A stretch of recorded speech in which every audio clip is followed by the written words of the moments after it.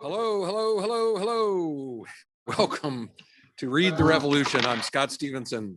I'm the president and CEO of the Museum of the American Revolution. We are coming to you live tonight from the museum's core exhibition galleries here at 3rd and Chestnut Streets in Old City, Philadelphia. The world is waking up again. It is fantastic. The last couple of weeks, the public health situation is improving dramatically. People are coming. We are open, and I hope many of you will come to visit soon. And I'm looking forward to the fall season of Read the Revolution, when we hope to be in a hybrid model where you will actually be able to come to the museum to participate. But we're going to continue to do these wonderful live streaming events so that those of you members and others who are in other parts of the country, and we always have people tuning in from around the nation, have a chance to stay connected to us. And please use the chat function tonight. First of all, this time of the program, we always like to hear where you're tuning in from. So please share where you're watching from tonight. Also, throughout the evening, if you have questions for Professor Colley that you'd like to make sure that I ask in our sort of discussion period a little bit later, make sure you use the chat function, type those in and send them along, and we'll try to get to as many of those as we can. Now, if you tuned in a few minutes early, you saw our slideshow to give you a sense of some of the upcoming events that you'll want to make sure that you are tuned into and can participate in. We are about to open our summer exhibition, very exciting, very topical for this evening's talk. It's called Flags and Founding Documents, 1776 to the present day. We're actually merging sort of two streams of wonderful objects that look at the growth and expansion of the United States from the Revolutionary period to the present day.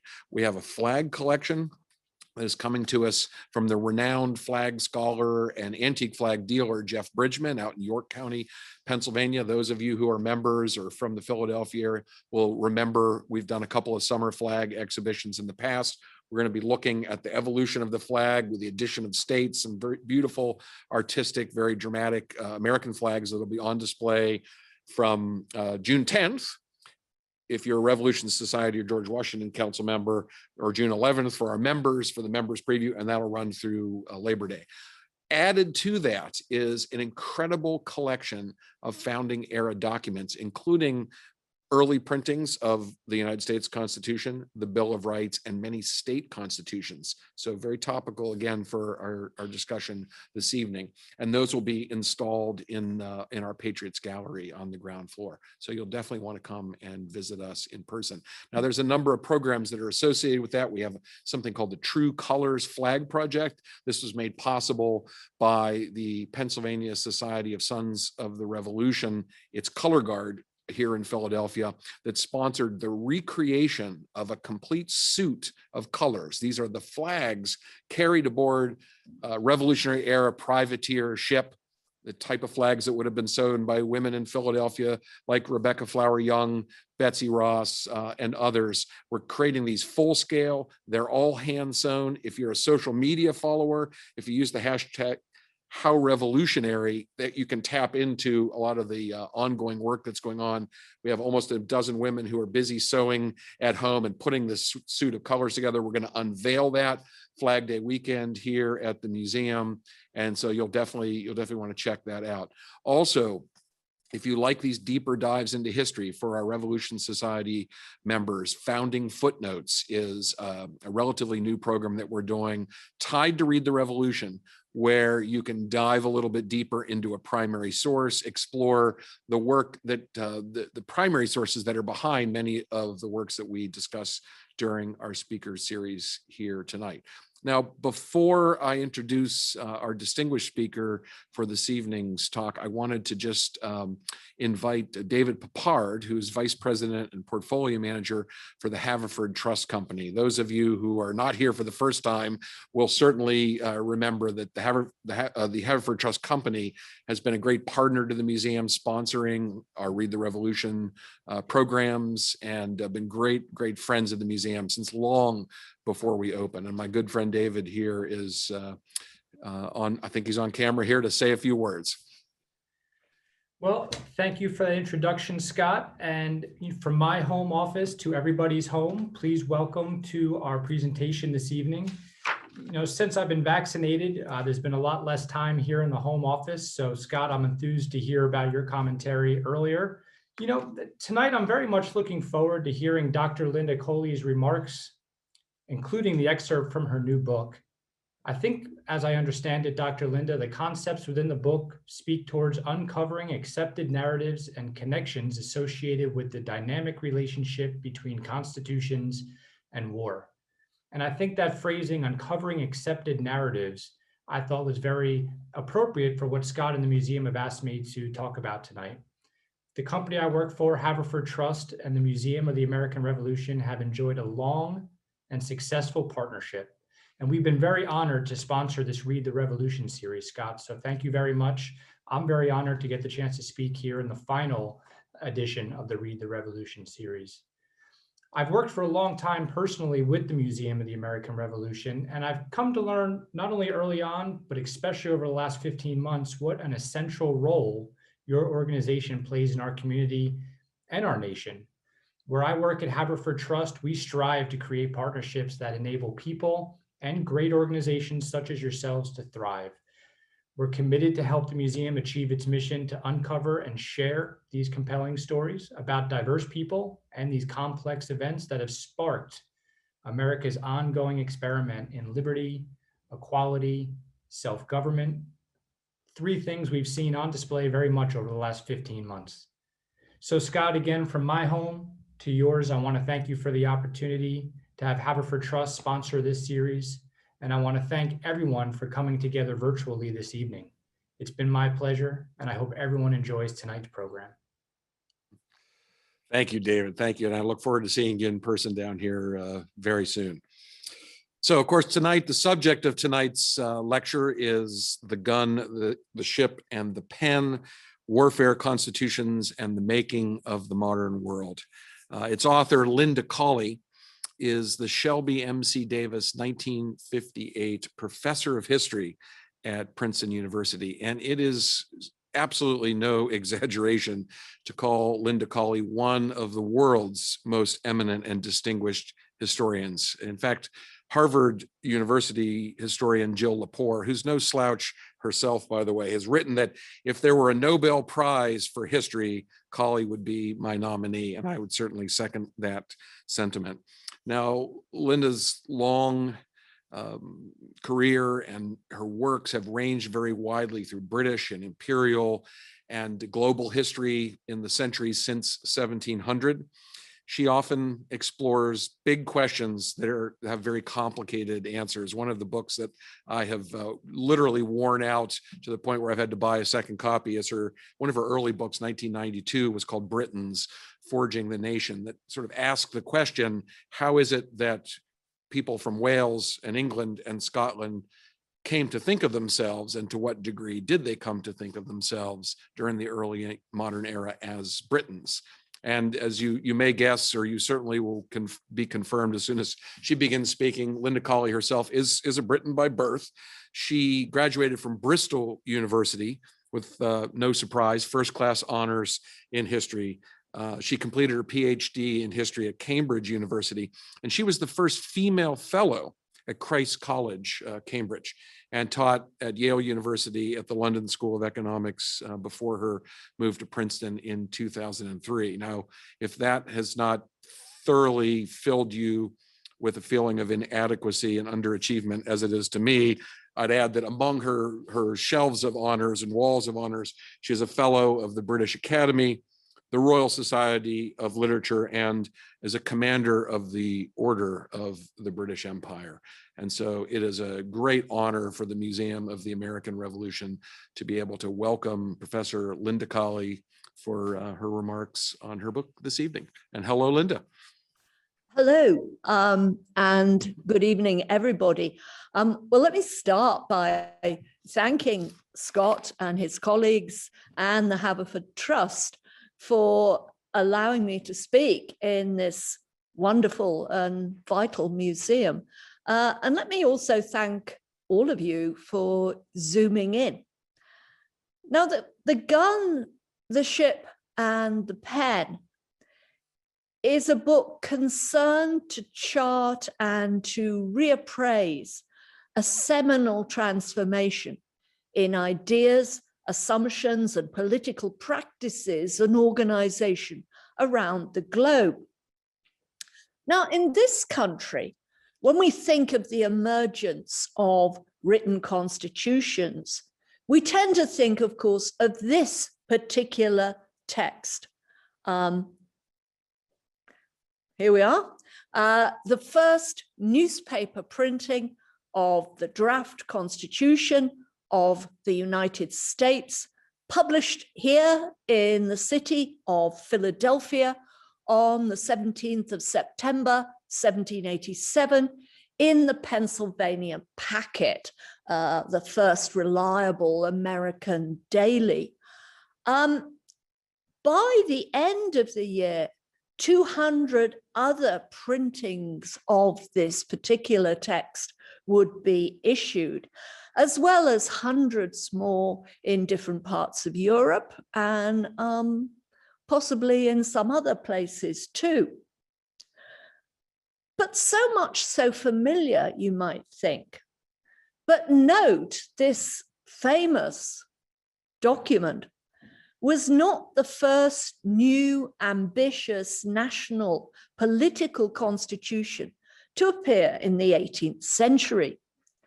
The year 1772 had seen the publication of what was called the Form of Government, a revised constitution for Sweden, which was explicitly represented in the text as a fundamental law to which not only all adult male Swedes in general, but also their monarch had to swear allegiance. And there were even earlier signs of change in the 18th century, even earlier iconic texts. In 1755, this man, Pasquale Paoli, not, I'm afraid, one of the most flattering images, but it's the only one I've got, had crafted a new constitution for the Mediterranean island of Corsica. Now, this Corsican constitution, and we don't have the original text because it was very fragile, provided for an independent Corsican republic, and it led to the right to vote and the right to stand for election to office to all male Corsicans over the age of 25. So this was a really democratic and radical constitution. Now, there'd been written and engraved sets of codes of laws and political rules since ancient times in many sectors of the world. But these very early documents and engraved stones had usually been put together by ruling potentates and their advisors, and they were not widely distributed. The means to do so didn't exist, and anyway, literacy was very low. But from about 1750, not 1776 note, but 1750, the rate at which single document texts explicitly called constitutions were issued began increasing at an exponential rate. Already by 1914 and the outbreak of the First World War, texts of this sort were operating in parts of every continent on the globe. And the rate of growth of written constitutions only increased even more after the First World War.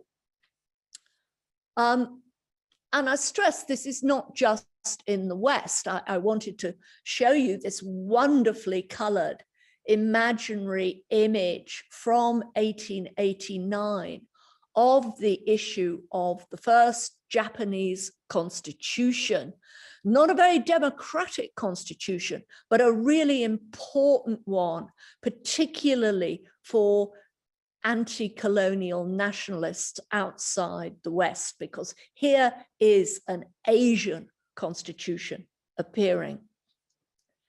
So why does all this happen exactly? And with what result? Well, some of the factors involved in this contagion of constitutions are reasonably well known, and I try and unpack them more in my book.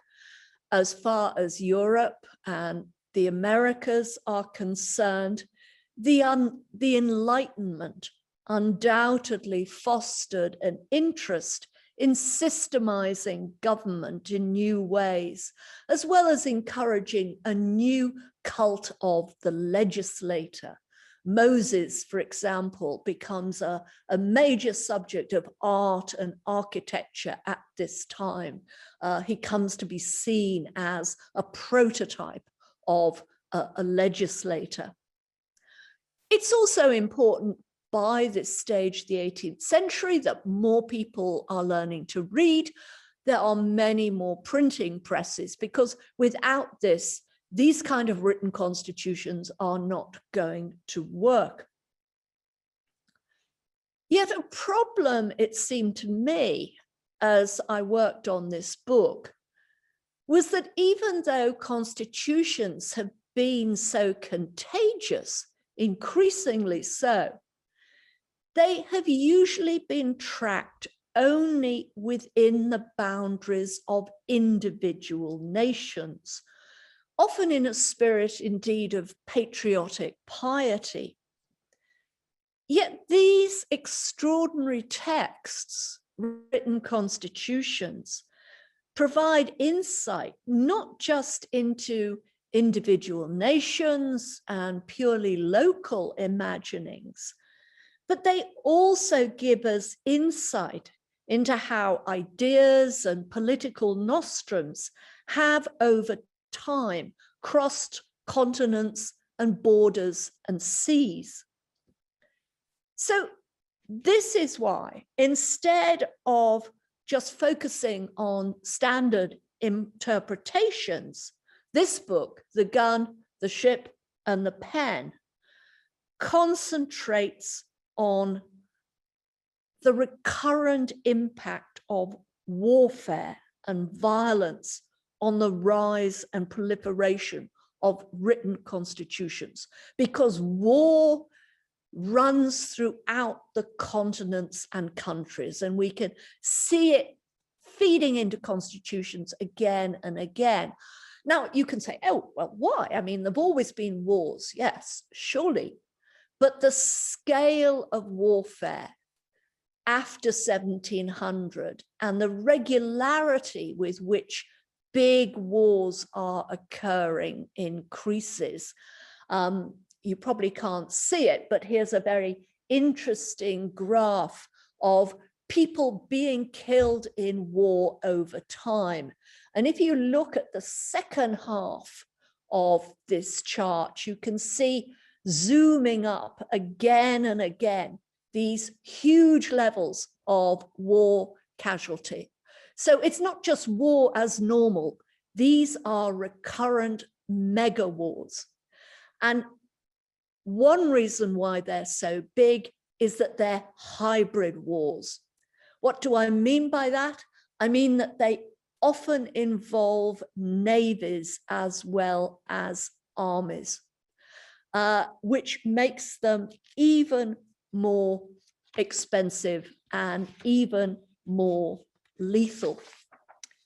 So how in more detail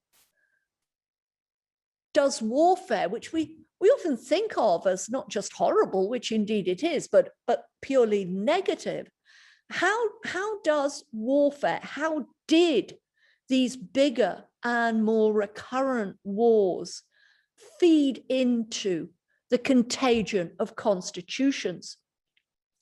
Well, first of all, bigger and more recurrent wars put states and rulers under greater pressure. Rulers need increasingly to raise more taxes, more men, and issuing new constitutions can serve as a political contract with the ruled as a means of doing this. The great German sociologist Max Weber put it this way when he said that military discipline had helped to bring about, I quote, the triumph of democracy, because states, he said, had wished and were compelled to secure the cooperation of the non-aristocratic masses and hence put arms and along with arms, political power into their hands. And while this is a bit cynical, it's very true of a great many constitutions, increasingly as the 19th century goes on, and not just in the West. You see new constitutions saying, you've got to do military service. In return, you can have the vote, or more of you can have the vote, though only men, of course. Second way in which war often feeds into the growth of constitutions is that rising levels of bigger, more expensive wars often resulted in the collapse of well-established powers and the emergence of new states. And these new states often found issuing a constitution an important way of legitimizing themselves and rallying their subjects and their citizens. And even if an established state was involved in a war, defeated in a war, but managed to survive, it might still generate or acquire a new constitution, partly to re-legitimize itself, or if it had been totally defeated and invaded, those that had defeated it might themselves give this state a new constitution. This, of course, is what happens in Germany and with Japan after the Second World War. The Allies create new constitutions for both of these defeated powers. But third, and I'm madly summarizing here, the demands and burdens of rising war feed into constitutions because they nurture demands from below for a greater political say. And Tom Paine makes this point in the late 18th century. As states increasingly fight bigger wars for which they need more men, they want to raise more taxes, they're taking people's sons, ruining their businesses, whatever. The people below are more likely to say, hey, wait a minute, we want more rights. Only think of how Britain, after the French and Indian War, starts trying to tax the American colonies more because it's desperate for money after that war, and how that incites opposition, increasingly so in America. So rising levels of warfare, very important constitutional triggers. But note these new constitutions that ensue do not benefit everyone, often the reverse, in fact, partly because constitutions are so caught up with war and conscription, increasingly so. There's often not much room for women. Before the First World War, it's generally assumed that women cannot do conventional fighting. Therefore, there's no need to include them in constitutions. They can be emblems of liberty, like this lady painted, in fact, by a female painter, Nanine Vallon. They can try drafting constitutions privately, like the Englishwoman, Catherine Macaulay, but formal constitutions tend to leave them out. If you look at the state constitutions in 19th century America, they tend increasingly to say the vote is for white males. Only occasionally do you get powerful women able to change the pattern slightly. And here's a wonderful image of Catherine the Great of Russia, who drafted in the 1760s a kind of proto-constitution. Really interesting document. So that's one set of losers of a sort, women very often.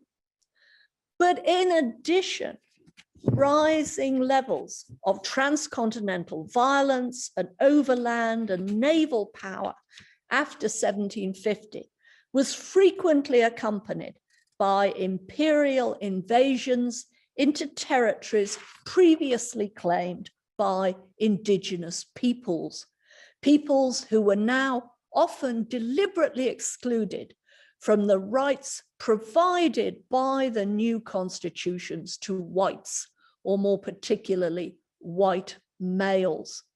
And let me give you an example here, famous example.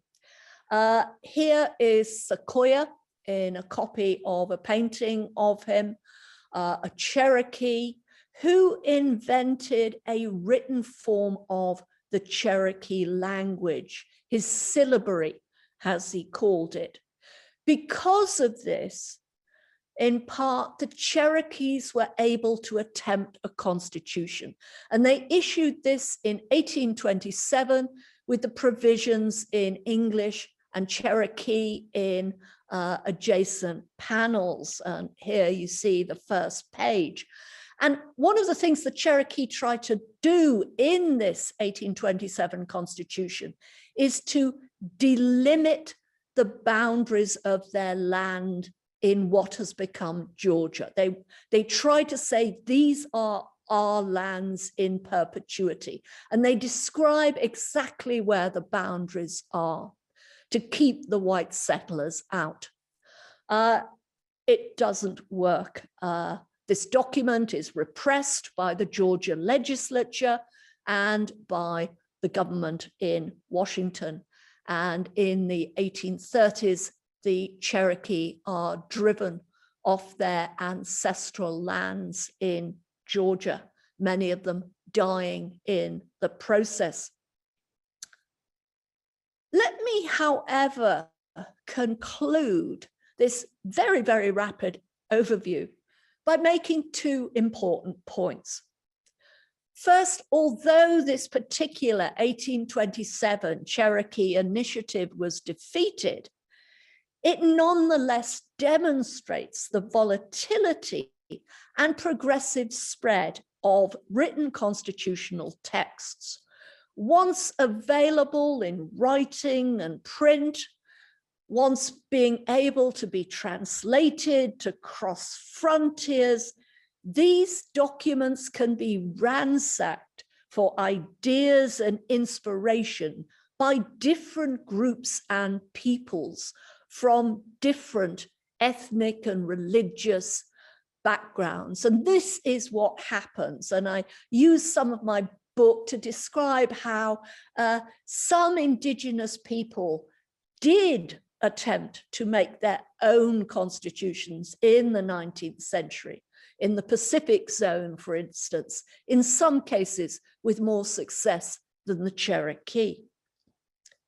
Second, while I seek in this book to reappraise our understanding of written constitutions by viewing them across national borders and seas and oceans, and by linking their evolution and spread with changing patterns of warfare and violence, this is by no means to deny the significance of this kind of political technology. Emphatically not. What I'm trying to do is to supply wider contexts, cross-continental contexts against which we can understand these individual famous texts.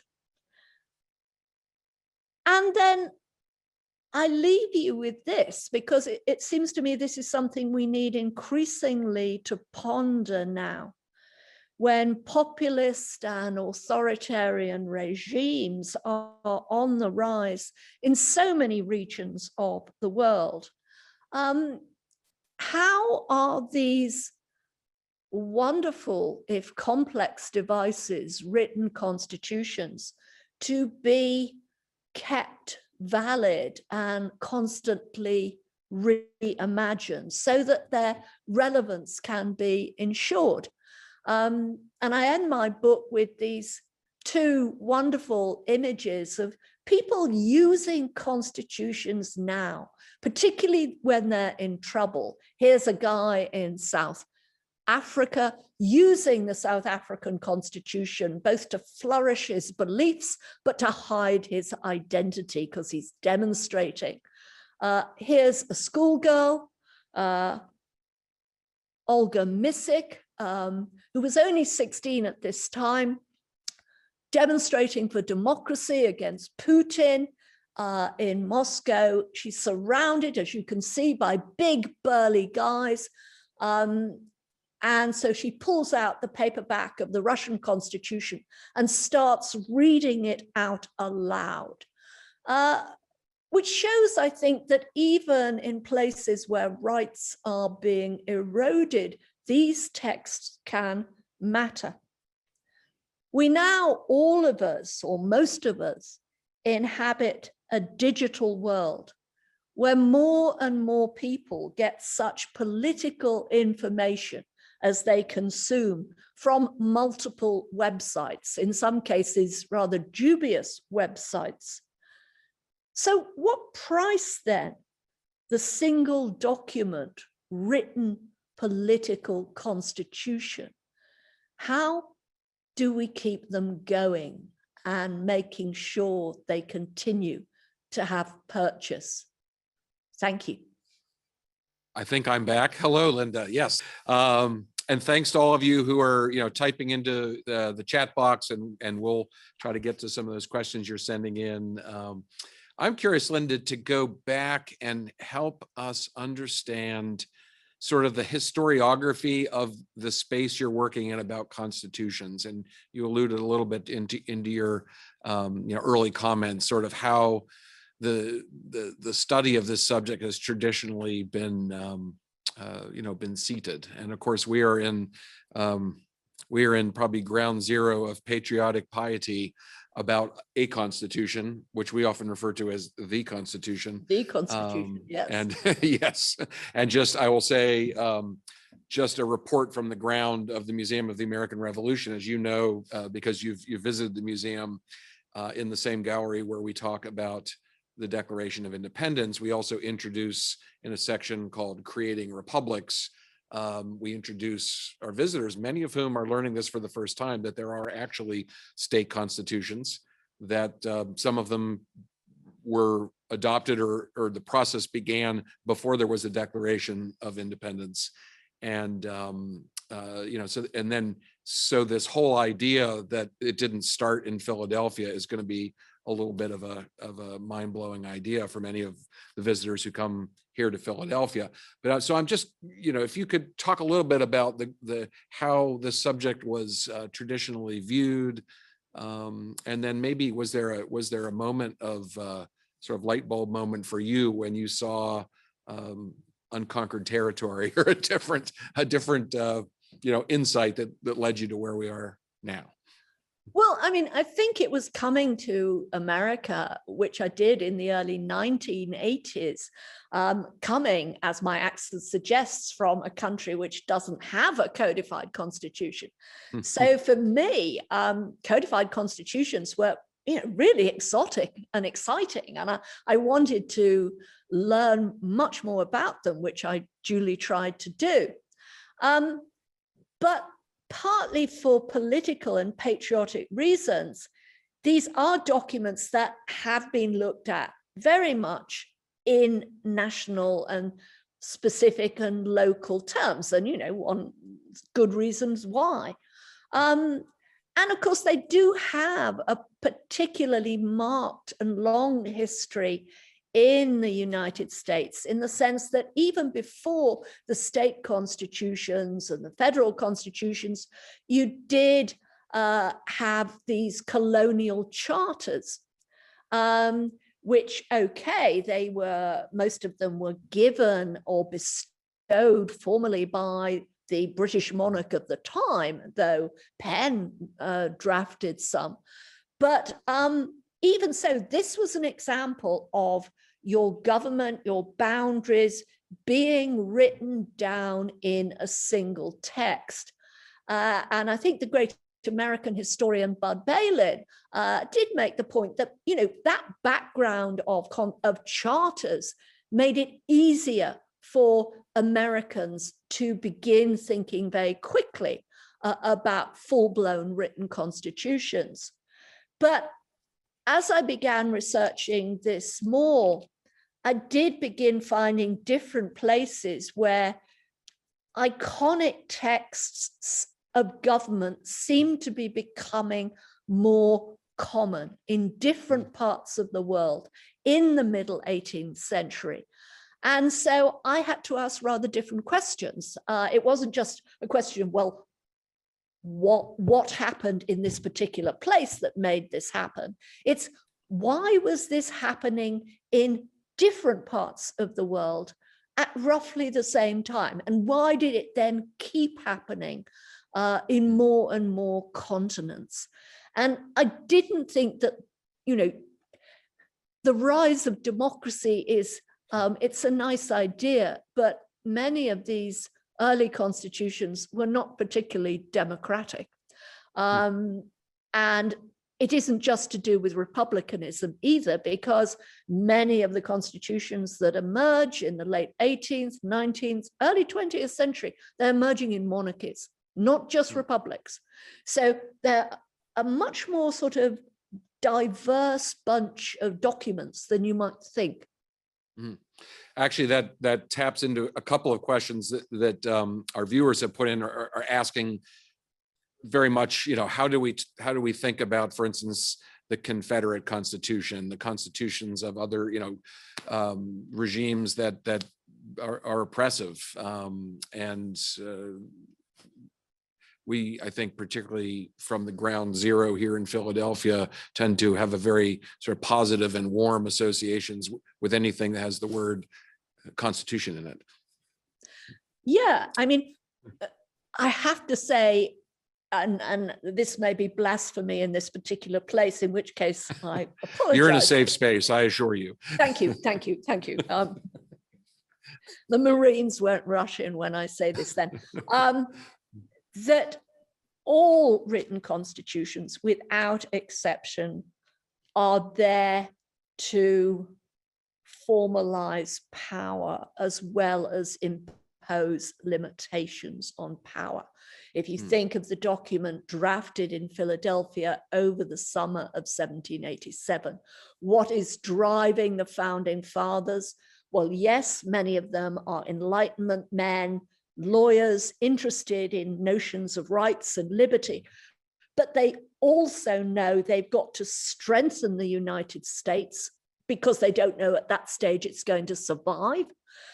They want to make sure that the federal government has more authority to do things like tax, provide for defense, because previously there's been a reliance substantially on the individual states, and they haven't been very reliable. So yes, they're giving rights away, but they're also trying to build up federal authority, which is why, of course, some Americans oppose this new constitutions. They regard it as not being enough to do with liberty. Can I persuade you to talk a little bit more about the sort of dynamic between East and West. I think one of the things that I found so stimulating was realizing, in a way I really never had appreciated, sort of how simultaneous, in a sense, a lot of this is. I think if we had thought about the contagion of liberty or the contagion of constitutions, as you say, it's sort of, I mean, if you're in Philadelphia, you think it bubbles up in this neighborhood and then spreads out to the world, or perhaps if you go back to Corsica or other places. But could you just say a little bit about sort of the flow back and forth and influence back and forth, and how the East may have influenced developments in the West, and the kind of sort of intellectual world of this story? Yeah, it's not just an intellectual world. It's crucially, I think, a world of print.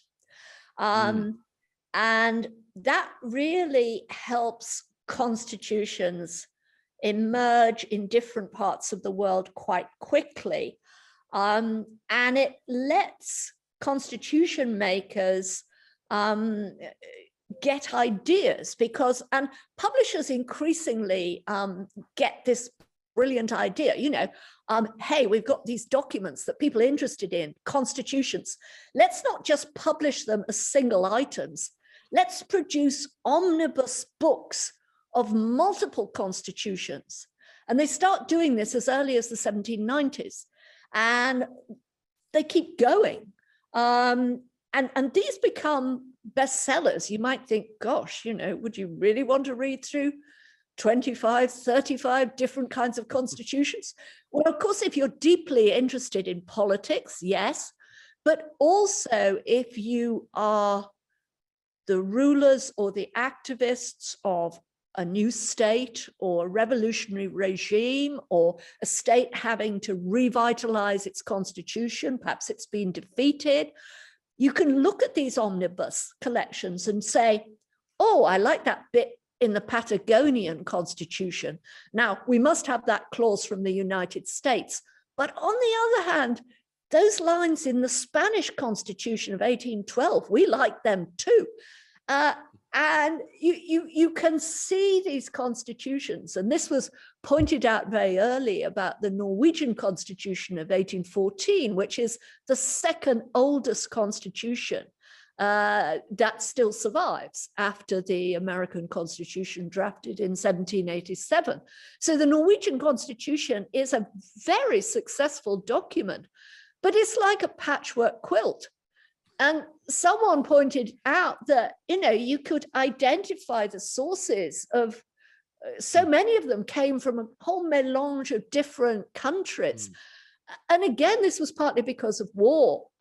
Norway was on the verge of being invaded by a Swedish army. They were desperate to put this constitution together in 1814.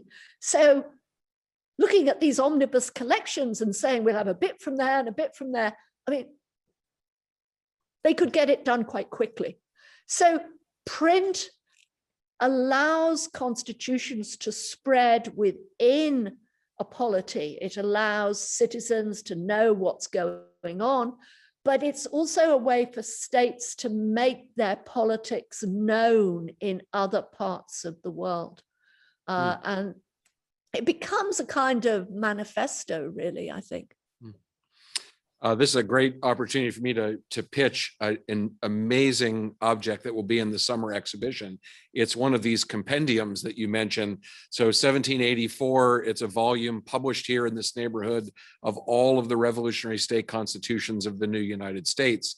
What makes this volume so interesting, and this is a loan to us from the Rosenbach Library here in Philadelphia, is that it was purchased by a committee of members of Mikveh Israel, so a Jewish congregation here, and there was a committee of 5 men who purchased this volume. What they were trying to do is to lobby to alter Pennsylvania's 1776 Constitution, because of course there was religious toleration, but for office holding, you had to swear to the truth of both the Old and New Testament. And so this volume with marginalia in all of these constitutions was looking at what the status of Jews would be under all of these new little republics. And this is, we're really, really excited to be able to bring this volume, which has maybe had one scholarly article written about it, so I don't think it's widely known, but a great example of sort of mining all these texts, in this case, state constitutions, and trying to form a more perfect union, dare I say.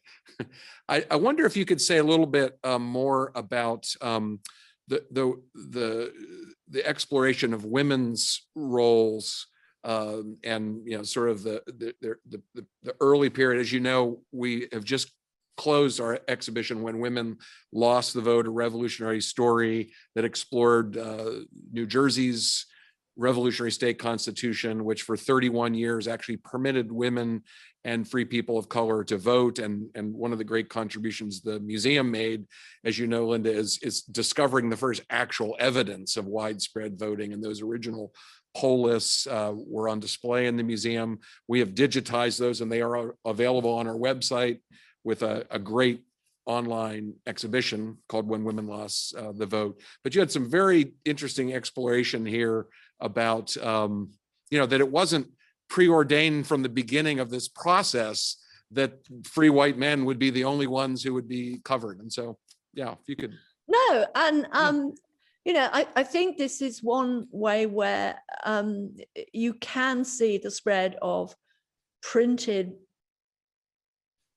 political constitutions actually doing harm in some places, because as these constitutions get more established, people become more specific about them. Often when they're amended, if you look at the state constitutions, the new ones that are either the new ones being written in the early 19th century or being amended in the early 19th century, they start being much more specific about it's only white males. Before, they're often, and New Jersey is an extreme example, they either leave it out or they make it rather vague. And women have always been marginalized in conventional politics. This was true in Europe, it was true in the American colonies, it was true, well, not always in Asia, I have to say. But once you get constitutions that are written, mass-produced, read, then female exclusion becomes part of the law. And once something is written into law, it's much harder to change. And there are exceptions to this. My favorite exception, which is a pointer to why small places like Corsica in 1755, small places can be really important in this story. And in this story of women, the small place is Pitcairn Island, which is where the mutineers of HMS Bounty finally end up, together with their Tahitian women folk. By the 1830s, the men die very quickly, I have to say. So Pitcairn is mainly inhabited by the 1830s by about 100 non-white people. In 1838, a Royal Naval captain arrives. He finds the islanders very distressed because whalers are invading their island, threatening to take it. And so the naval captain, of course, gives them a Union Jack, but he also drafts them a constitution, or what comes to be seen as a constitution, which lasts until the 1920s. And this is the first document which gives men and women voting rights on exactly the same basis for their chief executive. This is a tiny place, tiny lump of rock with 100 non-white people, but This is the founding place of equal rights, voting rights for men and women. There you are, Pitcairn's claim to fame. You know, it's in, Well, I should say it's in the South Pacific, a tiny place. So I wish I could get to all the questions that are coming in because they're absolutely fabulous, but there's actually a good question in here about the connection to warfare and that incredible graph that you put up. And I think reflecting on where you landed with your comments about thinking about the digital world that we live in, what's different about today.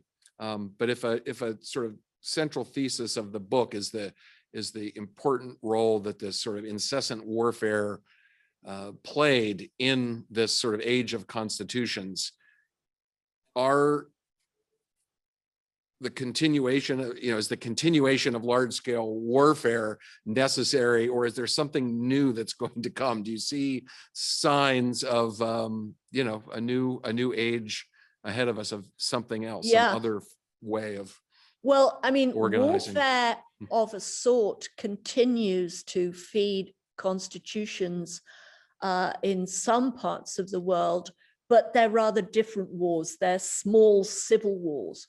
But if you look at the proliferation of constitution writing in parts of Asia and Africa, and of course the Middle East, a lot of that in the past 25 years is caught up with the very high incidence of civil warfare, with one regime toppling, a new regime trying to create itself and legitimize itself with a new constitution, that toppling, and so on and so forth. So war is still instrumental, but it's not these huge transcontinental wars that proved so momentous from the mid-18th century. And, hopefully those kind of wars are a thing of the past. And if they're not, I'm afraid the likelihood of them having good constitutional creative results, given the technology of killing that's now available, is unlikely. It was the need for taxation, the need for guys to fight, but particularly taxation, and particularly for ships. I'm sitting by a model of a ship here. These ships are really expensive to build, and it drove governments mad. And they had to build up taxes to keep these huge naval killing vessels going. Well, I'm afraid the clock is telling us that we must pull the curtain down.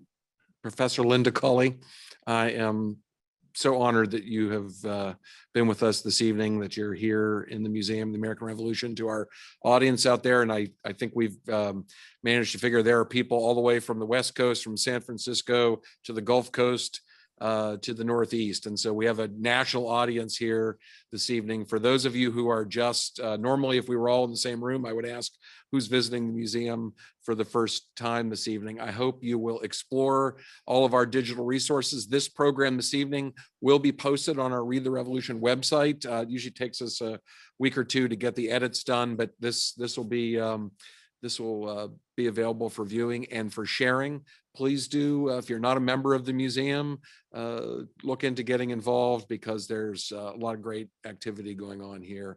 And please come visit us. It's wonderful to actually be here in the presence of all the original objects that are on display in the museum and presented in a way that I think is unmatched by all but the very greatest museums around the world. So thank you, and good night.